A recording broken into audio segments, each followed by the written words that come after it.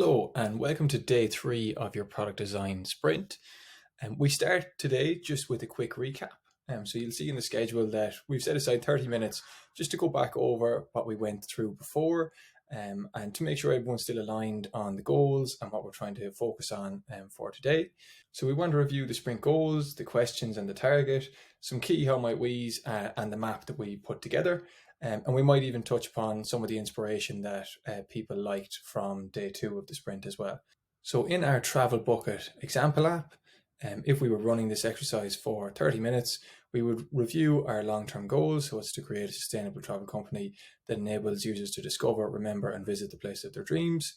We look at some of the key sprint questions or the risks involved with that. We would probably take a look at our prioritization matrix over here. So what was most important, the things that were critical there, the things that are nice to have, and the things for the future. So these are the things that we really want to focus on. And then we would have a look at our map here as well. So again, step 3 and step 4 were what we identified as being the most critical steps. And we figured that out because of all the how might we's that naturally cluster around those couple of steps. And you also have step 5 here, which is someone to add a place to their bucket list, and step 7, which is sending deals to users so that they can visit the places on their bucket list. So we would recap there just to make sure everyone is aligned again. We might take a look at some of the inspiration that we liked. So again, just to get the kind of creative juices flowing, we might look at some of these bucket lists or the beautiful maps or the auto population.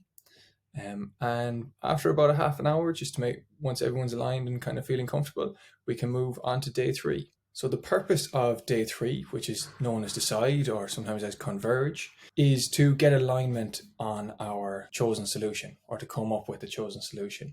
So if you remember yesterday, we were trying to come up with as many possible solutions as we could, a diverse range of solutions, and trying to approach problems from lots of different angles. Today, the goal is to hone in and focus on one solution that we can build.